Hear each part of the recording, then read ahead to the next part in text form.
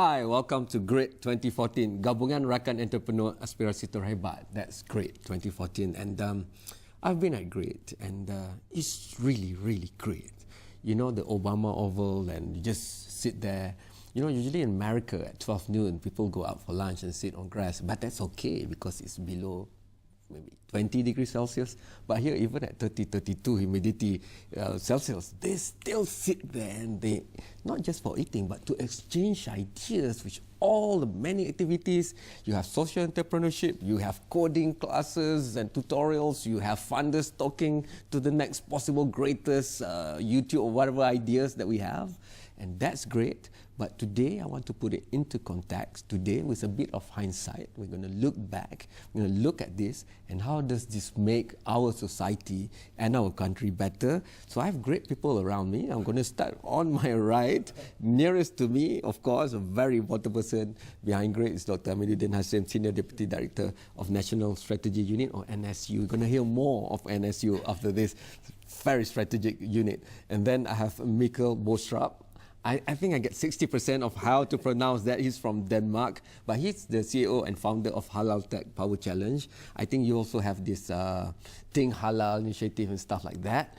You know, you've tried and failed in Denmark, and then you move here and you say, wow, this is great, I can do better here. Yep. But are you thinking the same way? That's why we're having this discussion. And then closest to me, I have Saudara Muhammad Hussein Muhammad Daud. Thank you so much for making time. The Vice President or Head of Entrepreneur Development and Intervention of the Center for Entrepreneur Development and Research, or CEDA, of SME Bank. SME is very important, you know, in this country. More than 90%, in fact, close to 100%, if you minus 1 or 2. Of the organizations that we have in business, they are SMEs. So then, last but not least, because in this country, we don't want to be pure capitalists. No, you don't want to, I don't want to, because we don't want to use up all our resources for the sake of just getting profit. We want to make profit, but we want to do it in a just way. We want to do it full of values, and we want to give back to society. So Anthony David, Director of Projects and Entrepreneurship, SE Collective. SE, of course, is social enterprise. So, introduction done. I want to start with a very simple question.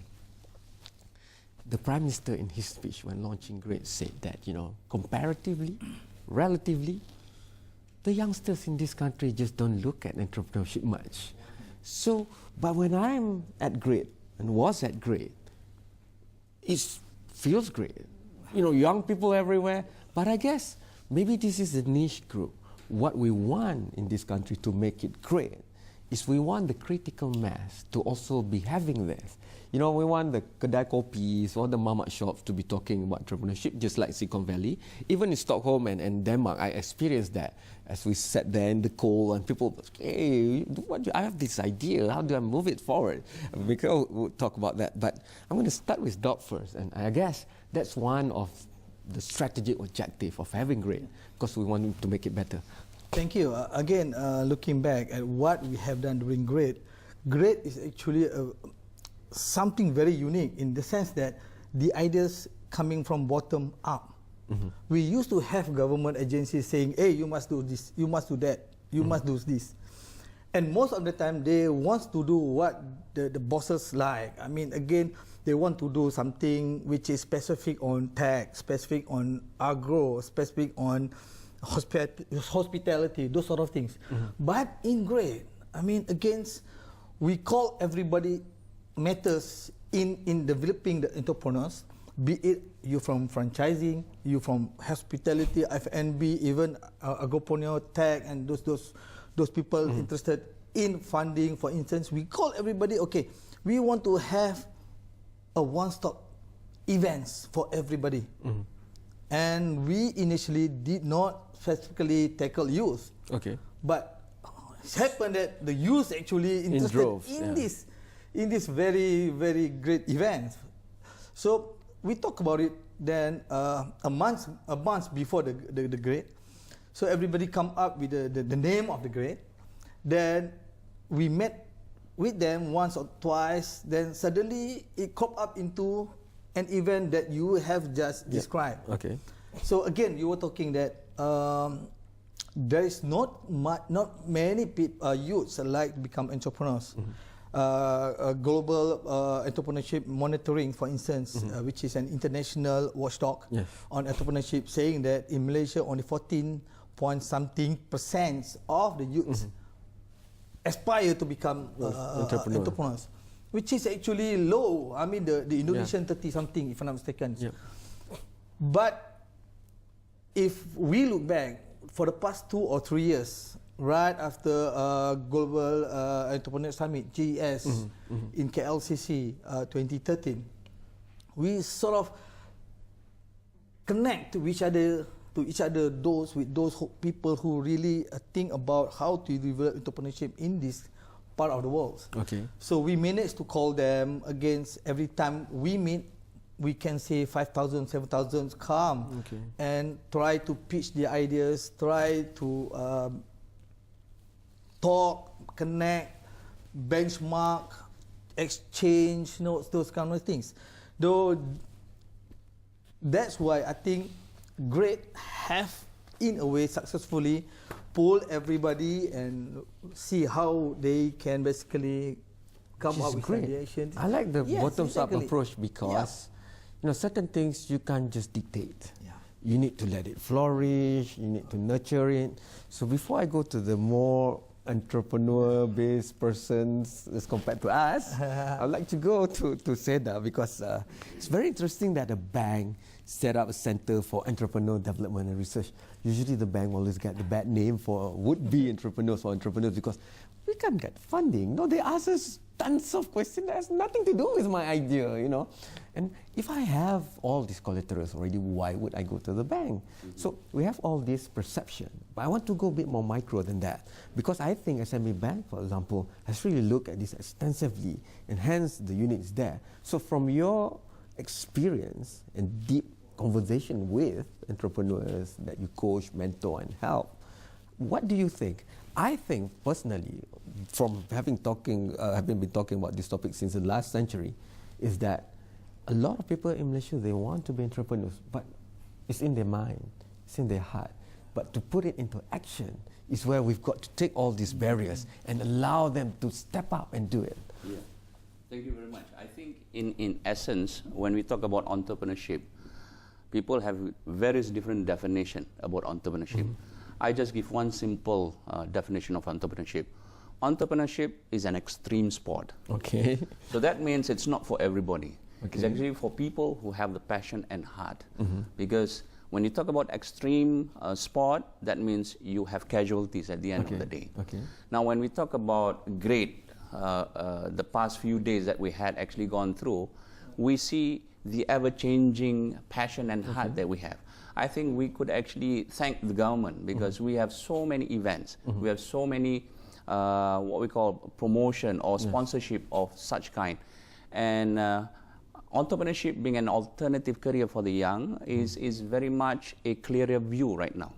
Because previously, when we talk about youngsters or entrepreneurs, young youth entrepreneurs, they were actually being advised by parents, all those days, go study hard, get a good job, and then have a good life. It's either you be an accountant, a lawyer, doctor, or an engineer, and that's it. That's it. So, but then they have not thought about entrepreneurship or business as a career. Now, with the bank coming in, this is where we could actually then push through. SME Bank, for instance, have been mandated by the government to actually not only provide financing, but also to help these SMEs, especially between various different target groups, to actually focus on developing their business towards growth and sustainability. Make them better. Make them better. That's why SEDA has actually been tasked to actually carry that responsibility of the other limb of SME Bank. So you hold their hand? Yeah, we are actually hand-holding the entrepreneurs, young entrepreneurs. And I believe young entrepreneurs have actually good potential because first and foremost, when they start young, they are very vibrant. Okay, before I go to the first break, you've met them, you've talked to them, you've helped them, you've seen failures, you've seen successes. So are we so far away from Silicon Valley in terms of producing our own great technopreneur, for example? Okay, I think various different countries poses various different landscape. The vibrancy of our country in terms of entrepreneurship has got rooms to play. Okay. But we have a fair share of people who have actually made it in in business. Also, we have also a fair share of people who have failed in business. Okay. Now, I think in essence, people who actually progresses through, they have a unique ability in terms of their own capability, in terms of their own sense of purpose. Yeah. So you can manage it so better. yeah, can manage better. Then we have these people from funding. Okay. To back them up financially. Okay. So we want to create sort of the whole ecosystem within Great. Okay. Recognizing that what have been done, what happened to these kids actually who actually have developed most a lot of games, a lot of films outside there, and yet to be recognized. That's all Malaysian. Yeah. And perhaps I think truly what Great has done is really great, because we are actually perhaps breaking or have broken the stigma that young entrepreneurs could not make it because by virtue that they are young, they are not mature. So we have broken that stigma. We have actually dispelled all the taboos, and I believe with the right guidance, with the right backing from various different institutions, especially financial, we can actually help them through. You make me want to be 20 years old again, but never mind. It's great to talk about great because sometimes greatness lies inside. And always because we're inside it, maybe we don't see it, but somebody all the way, you know, it's a very long flight to go to Denmark, so I'm going to get Mick to come in after this break to tell us how he sees the landscape here. Because sometimes if you compare it to Silicon Valley straight away, that might not be a just comparison, because you need to look at the strength that you have rather than mimic others. So I'm going to go for the first break, and we're going to come back. This discussion is happening at the presidential suite at the Putrajaya Marriott Hotel, IOI Resort City. Thank you so much for letting us use this, because this is a great discussion. It must be presidential too. Mick, you're going to come in after this. Stay away. We'll come back.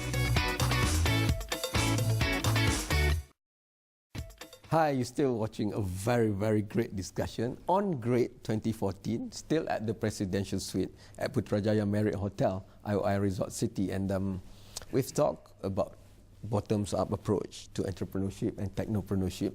We've talked about how the young people of Malaysia, actually, they are a very, very attractive crowd when we look at Great physically over the 4 days and the energy that they have. But we want that to turn into a larger number, into a critical mass. You know, I mean, if in school more than half the class will raise their hand and say, "Teacher, I don't want to be a fireman or an accountant or a lawyer. I want to be an entrepreneur." Then I guess that's great.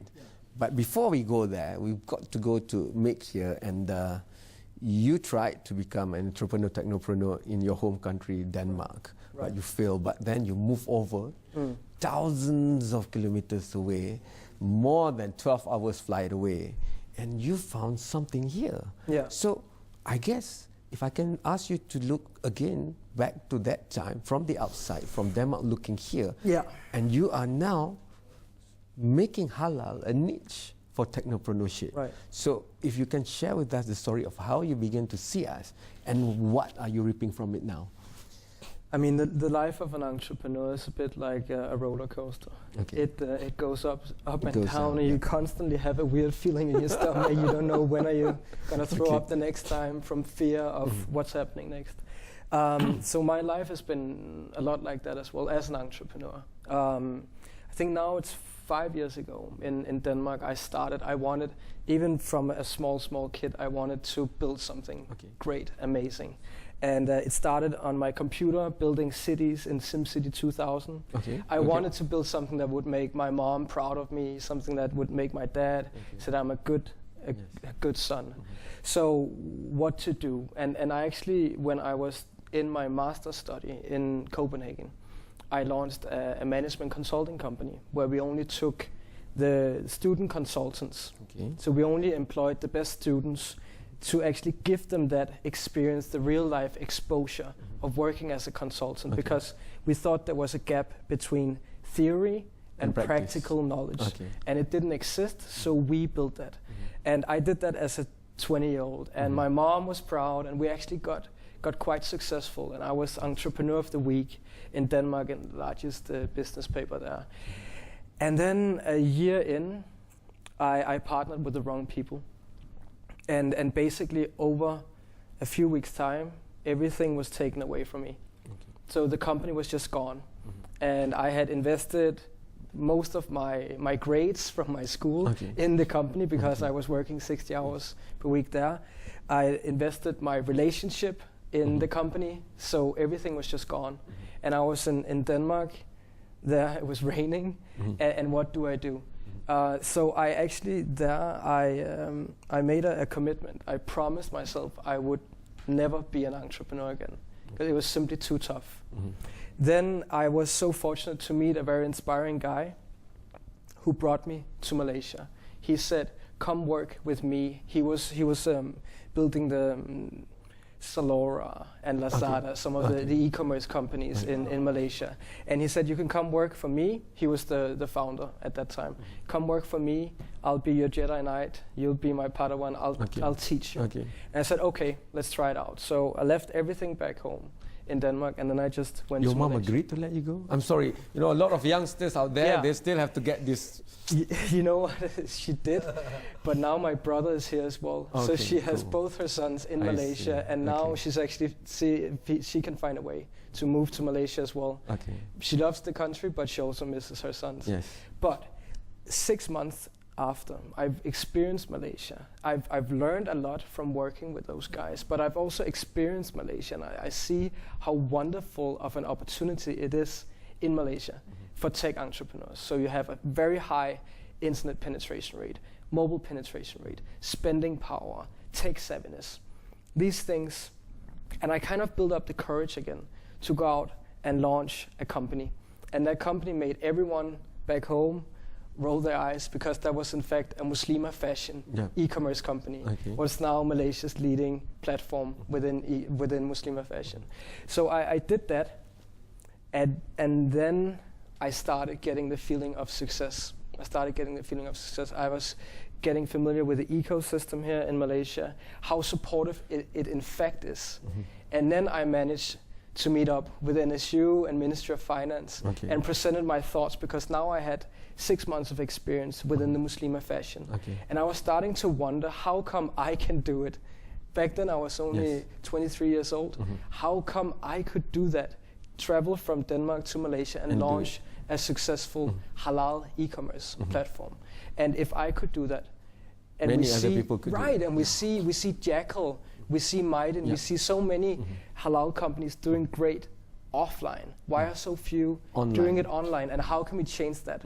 Right? How can we make sure that Amazon, for the Islamic market, will be launched immediately and will be built in Malaysia and position us? Even Alibaba Islamic, you know, they don't have it. Right.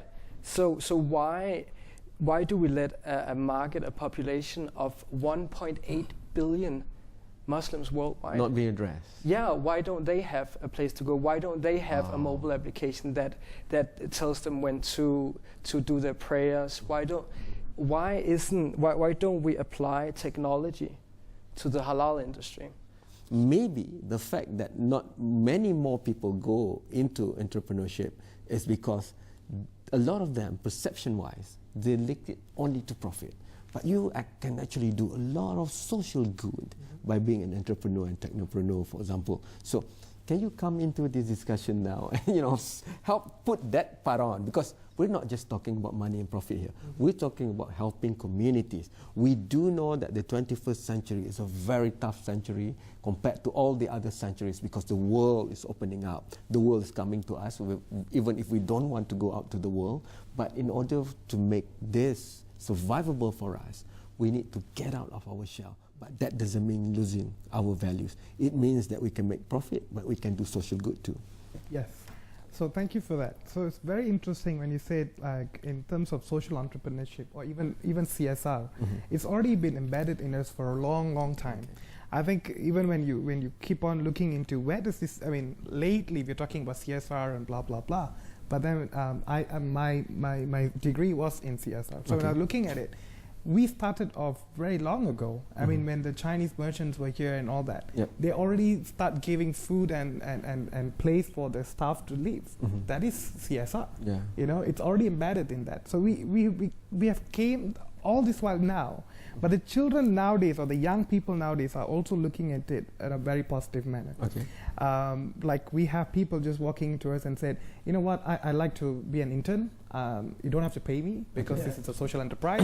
I just want to learn. I just want to do something good. I will make my money later. You know, so it's a very positive energy all around. So for great, I think I would say like great is great, and it's like great was really awesome, because it was a very good what do we call, like a case study for a multi-stakeholder partnership, where we had the government, you know, being the enabler. We had different parties coming along and just working together. So for example, not only we did like, you know, a partnership with NSU to work on this great project, but like today I'm representing the SE Collective, the Social Entrepreneurship Collective. So we said, why don't, there's 3 partners who work in this area, so My Harapan, Scope, and then an SEV. So we said, let's just join forces and let's just do this track. So we did the social entrepreneurship track for great. So our challenges, it's like people like, do we have that critical mass? Do we have social entrepreneurs in Malaysia? They are, but they don't know they are one. So they do something good and far away in like, you know, we met a social entrepreneur in Kulim. He's doing a great job there, but he doesn't know he's a social entrepreneur. All he knows is like, I'm running this farm because I want to help people. I want to you know, give jobs for the poor community there. It's like, dude, you are a social entrepreneur. Come over, let me help you. You know, let me tell you what is social business model canvas. You know, so it's and we had a lot of visitors coming in to all our workshops and events, and just to know what is this all about. I want to know what is social entrepreneurship all about, because I want to do something good, but at the same time I don't want to be poor. So, and I think the parents will also bless them. Okay, you want to do something, fine, but as long as your pocket is full too. So that you come to us and we will do that. How do we move critical mass from users to builders, like what he said? Because I think we, on average, owns in Malaysia more than one smartphone or one phone and that per person. You know, on social media, we are rated right, if not the highest, almost there. It's Facebook, Twitter, whatever utilization. So it's a no-brainer for entrepreneurship and technopreneurship for us. But why aren't we there yet? Are we more users than builders, or are we actually builders waiting to be, because we're still at the user stage? That we'll discuss after this short break. We'll come back to the presidential suite at Putrajaya Marriott Hotel, IOI Resort City for great after this.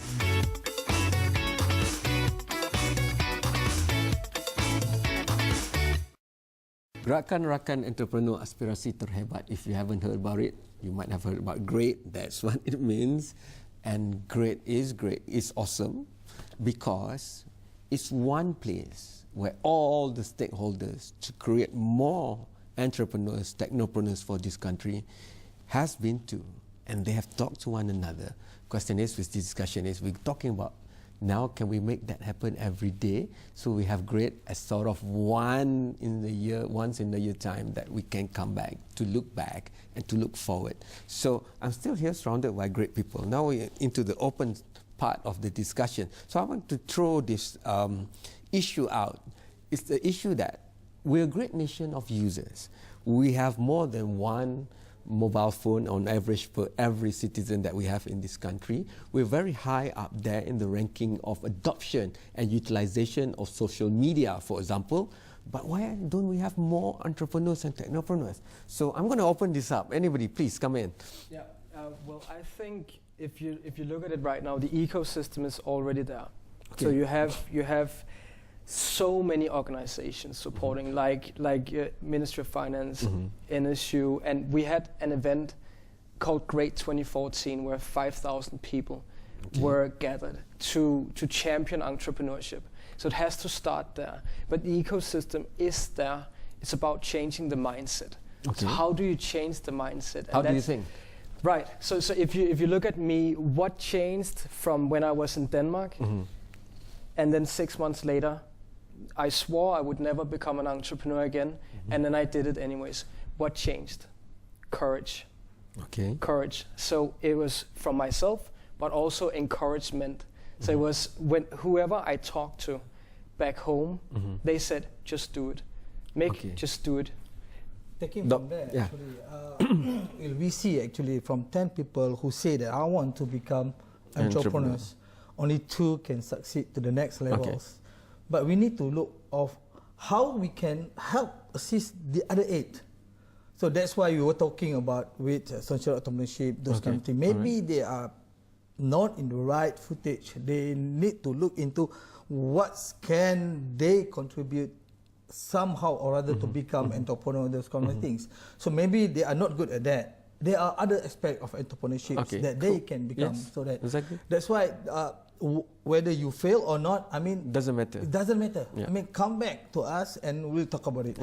In terms of policy, we are building it basically because we know that when we gather last year, for instance, if you remember, Anthony, more than 100 agencies involved in building entrepreneurship. More than hundreds. And half of them is actually government-related agencies.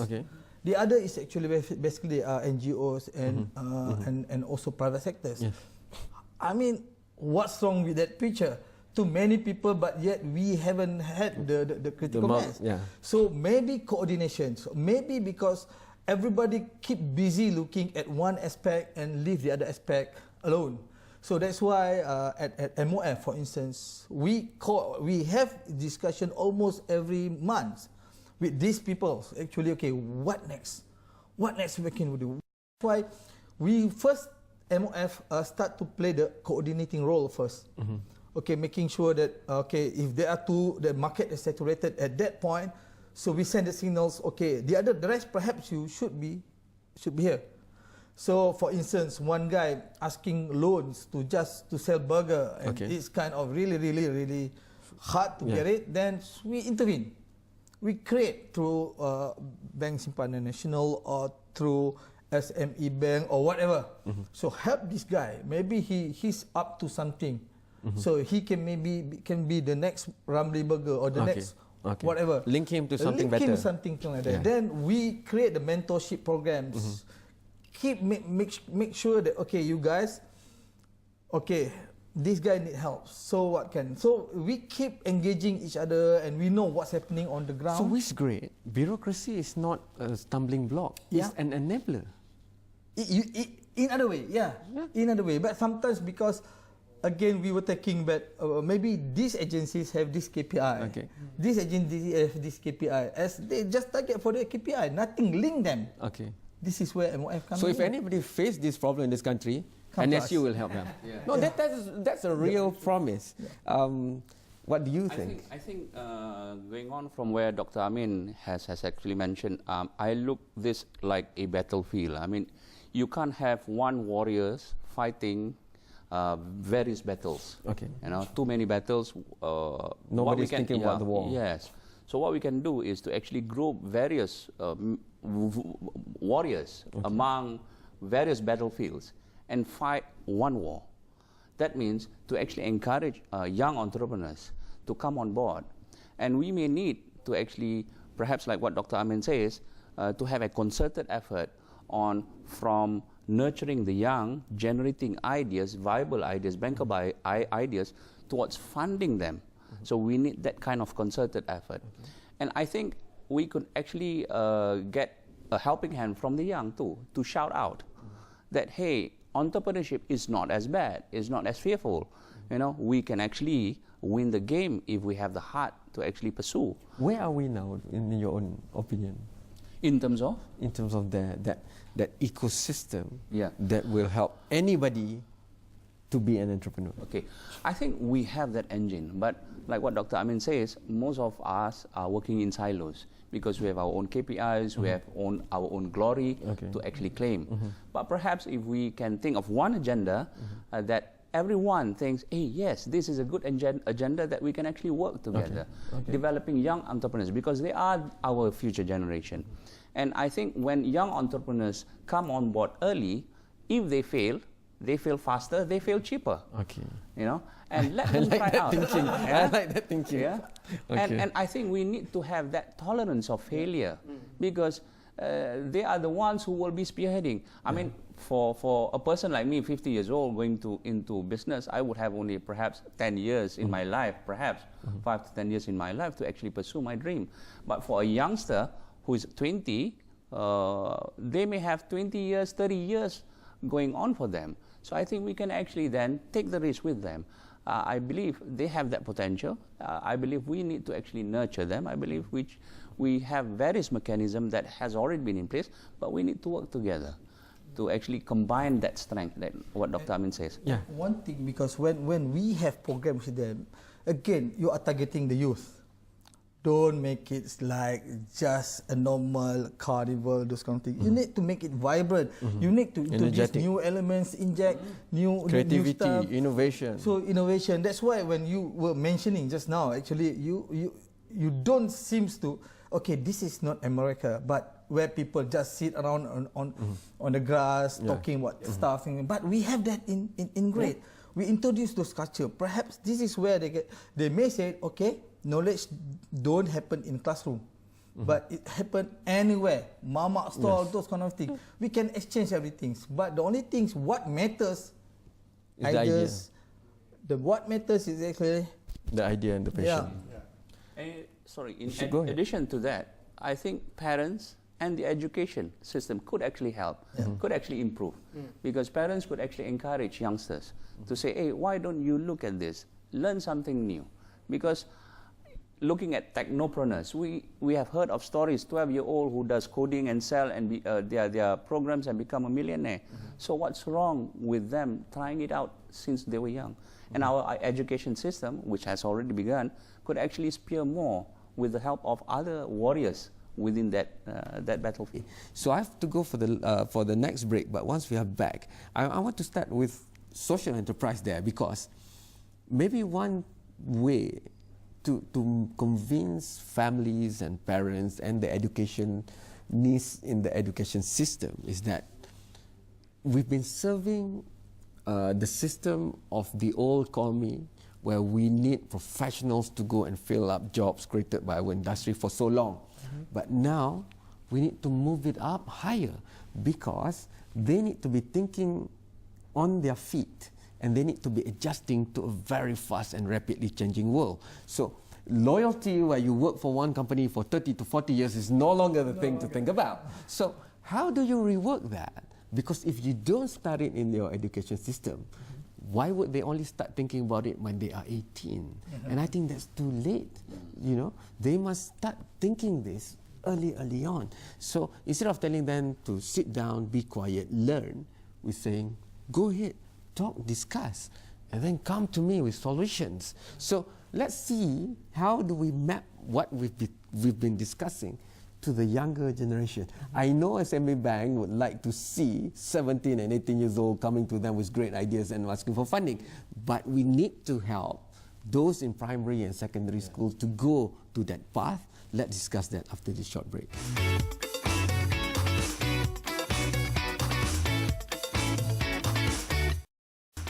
Gabungan Rakan Entrepreneur Aspirasi Terhebat. I'm already inspired. I'm old, but I'm inspired to leave my job and be an entrepreneur. But I have some things still to do, and part of that is to get critical mass of Malaysians to believe, to perceive that entrepreneurship is the mainstream, not the alternative. And for that, I want to relate an experience, nothing to do with great actually. But a few months back, I had the privilege of, for 4 days in the symposium, every year, the trust school members, Sekolah Amanah, there's about 30 now in the whole of Malaysia, they get together. And for this year, the students themselves presented what it is about, what they have achieved. And my God, I'm telling you, even myself and some of my colleagues in Nawani, we can't beat them at presentation. They're so passionate, vibrant, creative and innovative. That's what I want to throw into this next round of discussion here today, is that if we get them earlier, if we expose them earlier to entrepreneurship, to whatever it is, to a specific niche of coding, to how to do a business plan or whatever it is, and then we can hope for entrepreneurship to be mainstream rather than alternative, for parents to encourage, like you so lucky, you were telling us during the break that, you know, every time you ran out of money, your mom said, okay, I'll bank it in. They have been encouraging you to be an entrepreneur since school. So how do we get that in Malaysia? I guess is the next barrier for us to be breaking, because if we don't do that, it's incremental achievement. We want great to be really great and awesome. We want a quantum leap. So I guess, how do we bring this earlier to the younger generation of Malaysians? We believe that we should partner with private sectors and NGOs, because some of them, through innovation and everything, they are at their best. So don't deny that fact. So by having that kind of flavor, we bring it into entrepreneurship or even into the trust schools. I have the privilege of working firsthand on the trust schools in the first cohort, actually, where we look at the public schools run by private sectors or NGOs into shaping what it needs to become a good citizen, a good member of society, those kind of things. They put a lot of emphasis on nurturing a talents. That's why, I mean, if something need to be done, is actually to give the platform for the kids to be able to sell things. This is where the entrepreneurship come into hand. Because whatever you have, if you can sell that, you can present that into the market, into the potential buyer or whatever, then you win half of the battle. Translate that into 8, 9, 10, 11, 12, 13, 14, 15, 16 years old. If they must have the ability to appreciate what they have and be able to convince others, which means talk and present to others. I guess that's very fundamental. Exactly. Because again, when in current society, I believe, I may be wrong, when you put our university student, for instance, in front of a potential funders, they will froze. But if we can develop these kids from the start, I mean, every year, let them show and tell, let them sell things. The only exposure they have is actually just like you say, cooperative, just that. What else? So by having this opportunity to let things out, to tell what they are good at. For example, in trust school, the open day of the school, the students manage it. Yes, exactly, all that. In some boarding schools that are trust school, they determine and suggest to the principal what kind of menu do they want to have. And with the budget given, how do they work around it. So this empowerment, I guess, is what Denmark is good at, you know. So your first taste of being empowered in Denmark? My first taste of it's been... In school? It was in school and it was at home. I've been working for my parents. They run a hotel in Denmark, and I've been working. If I wanted money, then you better do something. So they would give me maybe 10 ringgit to perform a task, and then I could go buy my candy. So then I understood that, wow, I'm actually putting in labor here. And then I presented my ideas to my parents, and can I do this for the hotel? Sure, you just go ahead, do it. So it was very much through my stimulation from my parenthood, but also the friends that you have, the network, the people you hang out with. You don't need to constantly answer questions why, because they just think they say cool, or great. Go. Yeah, go, exactly. So I think I've been through a private school, and we might have been pushed in the entrepreneurial direction as well through that. But I think in terms of pitching, you're completely right on that. Be able to present your product, or what is it that you're selling. And actually the program that we had together with Ministry of Finance for Great, we had pitching every night. So first day, how was it? Really a few experience. They walked in, and just like we said, they froze their first day. Then we teach how to do the one sentence pitch. So present in one sentence what is it and why should I care. Great. Then we actually achieved that.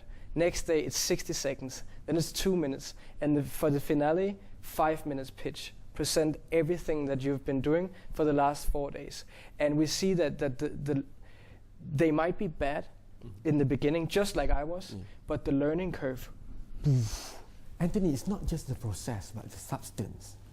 One is being able to present, but you know, if you believe that you want to do something good, then that should shine. And we have that already in a lot of Malaysians, a lot of our youngsters. It's just combining those two and putting them out. What do you think? It's something to do with our culture. Okay. We are just not so good of what do we call, like, go out and say good things about us. Ourselves. Right? We are great, but then we are not. It's okay. You know, I'm doing something good and small. You know. That's it. That's it. So the substance is there, but they just don't know how to tell it. You know. So like for the event at Great, so we had you know, we invite speakers, and you want to invite people to listen to talks. You know, it's kind of boring. Yeah. So like all this innovative thinking. So we did Pecha Kucha. Okay. So Pecha Kucha is about the storytelling format. It's 20 slides and 20 seconds only. Okay. So the speakers, we flew them in from the region, because our challenge on social entrepreneurship, right? It's all about creating the awareness and you know, encouraging people. Hey, that's actually it's a kind of a profession or a job that you can actually do. You know, it doesn't have to be like, you know, I make money now and then I will Help do later. something when I'm like 50 or 60. You know, you can do it now. Yeah. So we brought them in, and all about storytelling. So it's all 20 slides only with images, you know. So they were talking about how do they do their social enterprise in their country. So that was really awesome. So the kids are now looking at it like, oh, this is another way of storytelling. So it's so good for me to tell all the good things. So it's also another culture, like going back to why are we probably not having that critical mass or something like that. We were back in school since back in, I mean, how many years ago? It's all about the teacher's always right. You don't actually question. So that's why maybe we don't have those who are like, you know, dare enough to, you know, stand up and question. Why? So that continues till now. And for me, entrepreneurship, it's a skill. It's and everybody should have it. That's why if you see in my title, I also have this intrapreneur. Like, how do you can probably working somewhere. You can be a lawyer, you can be a doctor. But you innovate. And you be Yes, creative. innovate. Yeah. So the entrepreneurial skill should be inside you. I Just like totally how do you agree. know Word, Yeah. how do you do one Excel? Last time it was, yes, if you know Word, Excel, you get a job. But now Word, Excel is just like everybody needs to know, no matter where you are. Yeah. So the entrepreneurial, you know, Okay. it must be a Agreed. skill. Let's keep that in mind. Go for the last break, and once we are back, I want to get a final input of everyone here, because I don't want to miss a thing on this, because let's talk where Great can go. We know what they've done for this year, but we want to go greater. So what else can we look at? I'm sure there are other hurdles, there are bigger tasks for us to look at. For example, 2015 is a big year for Malaysia and ASEAN. Yeah. Do we talk to one another? Do we see it as one market? Do we go online and see it as one market? Or do we see it as one market and a subset of the bigger market, which is China, for example? How do we work all this? It seems complex, but we start thinking about it, we start brainstorming it. I guess we can see some roads which we can give maybe tips for you if you're still in school, or to the parents out there. You know, it's not just accountant, lawyer, being a lawyer or a doctor, and there's only 1,060 places for being a doctor in this country. We have 500,000 school leavers every year. Where do you put them? Maybe entrepreneurship is the way to go. Great. Hold that thought. We'll come back after this. It's great to be at Great 2014, and I kid you not, I was there. It was 12 noon, but I was at the grass, on the grass at Obama Oval, taking selfies, because behind me, scores of young people under the hot sun. They don't care, perspiring down, but they were talking about great ideas. They were meeting venture capitalists for the first time, for example, pitching their ideas. So that's what we want to happen, but we want that to happen in the critical mass. That's why we're still discussing this in our final segment now. I would like to throw this open that we've talked about education, we talk about the future challenges, ASEAN and everything else, but I want to throw to it that if we don't have visionaries, role models for the young or the not so young to look up to, that is a bit tough for them to generate it by themselves. So I'm going to start from my left side this time for the final segment. If you can give your views on that. I kind of agree with that, but then for me personally, my role models keep changing. You know, as you grow up, you know, maybe when you're at school, you look at someone and something. But at this moment, I would say I'm more on the impact side, right? So whatever it is, so anybody that does a little thing, even just by crossing someone the road, you're making an impact. You go home and you sleep in But peace. haven't we maybe not celebrate that enough? That's true. We That's very celebrate maybe more failures and point out to failures, media included. I hold up my hand. But we need to realize this. We need to change this equation. That's true. So that's why I kind of like keep on saying that, let's just not compare ourselves all the time, and then you feel quite bad or you feel low that, we are not there. We are not making the next So Facebook. how can we add that onto grade for 2015? Because, for example, if you have specific session just discussing failures, then it will make failure not a taboo word, not to be mentioned or not to be shared. Yes. We started that with even with the Magic launch itself. That we should celebrate failures. Like, how do you encourage people to come up and share their stories about how they failed and how they got up and keep running again. So definitely for the next grade 2015, we want to see what has gone wrong and what has been right, and we want to celebrate that. We definitely will have that. Should it also be more international to brainstorm new ideas? Because this is 21st century. It's already the second decade. You don't have to be local first and then go global. You could go global straight away and be local at the same time. Right, very true. I think also the international ones are willing to openly talk about. They're looking at us failures. too, right? Yes, that's true. Yeah.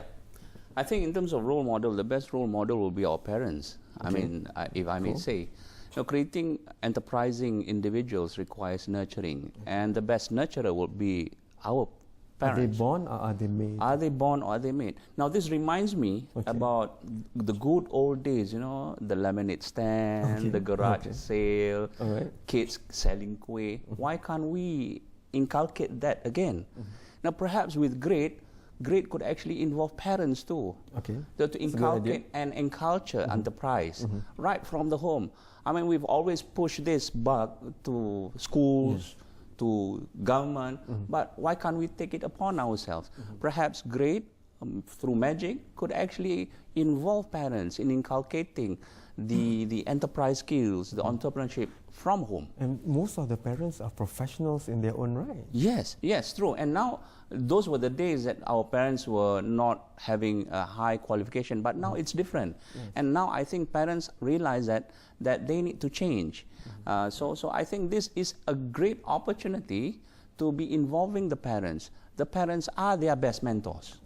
Yeah. So that's and that's the my parent has take. gone through the rat race. They know that no matter how high you go in the corporate ladder, one commodity that you will never have enough of is time. Yeah. So, but if their kids go into entrepreneurship, they can maybe not necessarily have more time, but they can manage their time better. They can work from home, anywhere, for example. Yes, true. That's what you're getting at. Yes. So, Doc, a session just for parents for next year, but that's a good idea. But before we close, not only about the role model, but what's next for grade moving forward? Because it cannot just be an event-based greatness. It needs to live with us sustainably every day and picking up speed. And next year's great event would be even greater. I'm glad to know that some of the program developers, basically, after these 4 days, they are going to have a lot more program afterwards. Themselves, So this is a value add to whatever program that government used to have. Just a carnival and that's it. Yes. For grade 2014, I mean, we see a lot of good things. We heard a lot of contribution, new ideas, those kind of things. No doubt we are going to have a postmortem of that. Then, I mean, we have heard a mandate given by our leadership to have more grade. So there will be grade at all regions, those kind of things, so that we can assist people from other parts of Malaysia to basically enjoy what we have been for the past 4 days. Doc, a big part of that, and you've been coordinating and help people see the bigger picture, even in the public service for so long, the local authorities. We need them. Because I was telling our friend from Temamik that, there when you go to the first world nations, the local authorities will empower the citizens by what they want. If you don't like smog in your city, you want to do away with hydrocarbon emissions, then you cycle more. Yeah. But of course, I need lanes for bicycles, more, I need incentives, for example. So would a part of GREAT really look to engage and bring into the conversation more? Perhaps, for instance, for this time around, I mean, we have university students pitching in front of investors. Okay. So this is maybe some of idea that can be brought into, and perhaps in the future we can have Build up. local authorities listen to these grievances or 'Cause they new need ideas anyway. innovations. Yeah, that just maybe a platform of opportunity to be given to them, and some carrot and stick to be introduced to into the system. I totally agree with you. Because if you're living in a public housing somewhere, the motif on the wall, how the road is done, everything needs to be creative and innovative to generate this thinking. That's why we're going to go to our friend here who flew all the way from Denmark just to help Malaysia gain more traction in entrepreneurship, technopreneurship. Your views on this, because you are the bridge between successes that has been achieved in the first world. And of course, sometimes people expect a lot from Malaysia, but people tend to forget that we're still a developing nation. There's a lot that we have still to do, but we have achieved something. So your views on what's next for GREAT? For GREAT, it just has to be greater. That's my view on it. Yes. What we saw this year for GREAT was a lot of really inspiring people at the Magic building at the same time, and then magic happens. Yes. With our program, we saw that we actually got people flying in from Singapore, flying in from Indonesia, flying in from Japan, to go to Malaysia, to go to Magic, and attend GREAT 2014 together with us, and build a successful halal tech venture. Okay. What does that say? What does that tell us? It tells that we are actually, right now, GREAT 2014 is pioneering within tech entrepreneurship. That's what I know most about tech entrepreneurship. So we can actually bring people in from all over Asia and empower them to build companies, launch them in Malaysia. I'll give you 30 seconds left just to answer this short question. Yeah. The market for halal and technopreneurship is not saturated, it's just beginning. Yeah. Is that right? It is. We're looking at a market of 1.8 billion Muslims worldwide, and an industry that's worth 2.3 trillion US dollars. And with the ever-growing no Islamic finance, you could have end-to-end halal. Right. Thank you very much, gentlemen, for making the points, a plurality of points. But I guess that's what GREAT is all about. There's not just one thing, but it's an amalgamation, a concentration of a lot of things, and then we don't control how it happened. Greatness will be inspired by greatness himself. So thank you so much for making time. Thank you. Thanks to you for watching a very special discussion because of GREAT. Gabungan Rakan Entrepreneur Aspirasi Terhebat 2014. We keep a lookout sustainably to build this up to 2015, and I'll see you again in another episode very, very soon. Goodbye. Thank you so much.